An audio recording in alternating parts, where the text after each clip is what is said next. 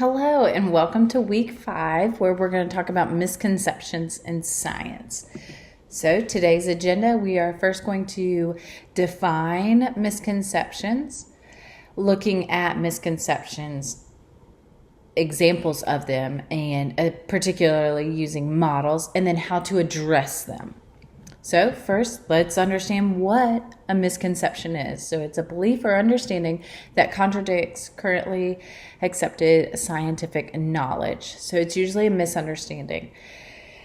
And to be frank, oftentimes parents and teachers cause these misconceptions. For example, I had a first grader tell me that they thought clouds were like cotton balls because they had done a science experiment in kindergarten with using cotton balls to make the different shapes of clouds, but they thought that clouds were actually made out of cotton balls.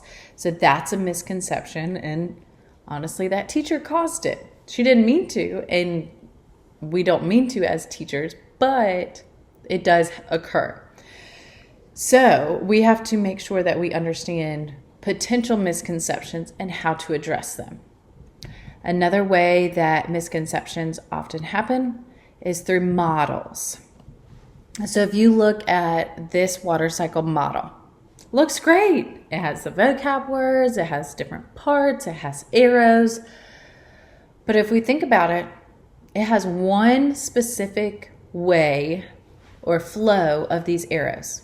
Does our water cycle have one particular flow? No. And also, where in this model or picture is the sun? That's what fuels the water cycle. So that should be in the diagram or the illustration.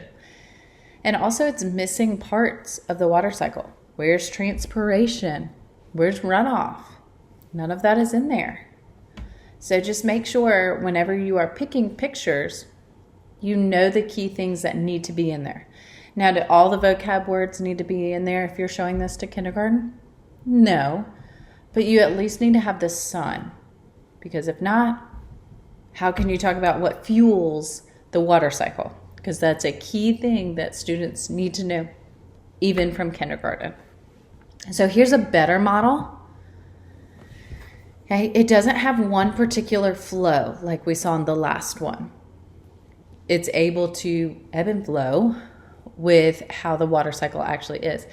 And then if you see right here, it actually has solar energy. It doesn't say sun, it says solar energy.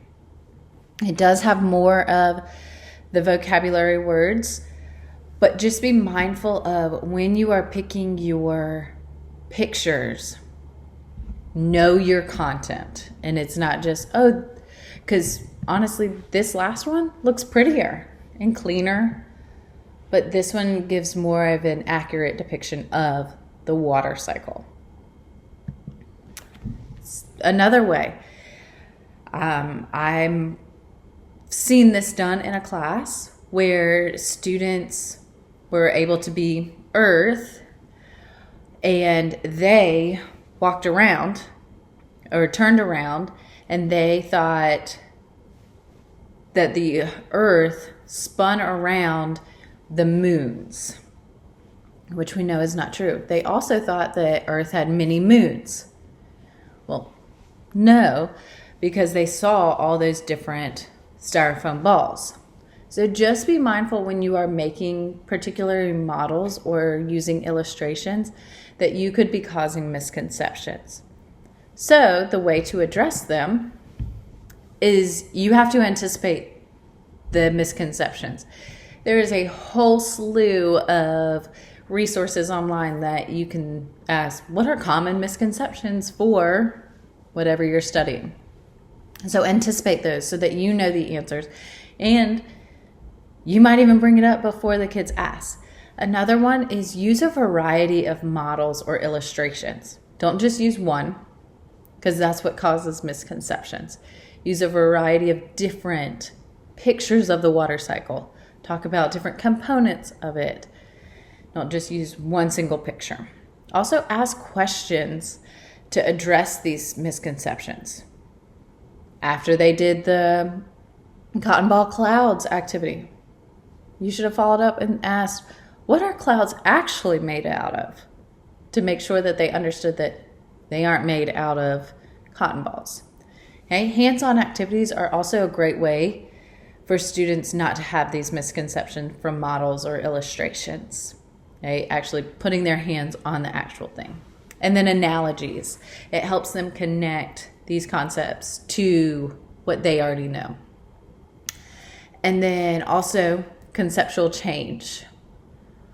Make sure that you are correcting them and you're not like, well, I don't know. No, you need to address it and say, no, that's not correct, because don't crush them as students, but we also want them to know that that's not correct.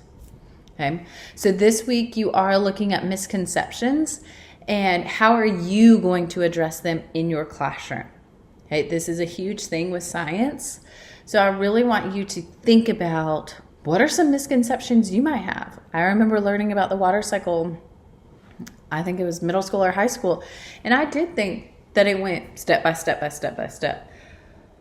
But oftentimes you get stuck in the ocean. I mean, think about how big the ocean is. How did I not know that? But we learn that it's a cycle, and as soon as you get here, you go here. As soon as you get to this part, you go here. And that's not realistic. And so read through some of the resources that I've given you and see if there's any misconceptions that you've had where you're like, oh, wow, I could see a kid thinking about this. It also just creates great conversation in your classroom. So again, if you have any questions, please feel free to reach out to me, email me, however, but really dive into this because it's very interesting to see how kids think and what potentially you had as a misconception.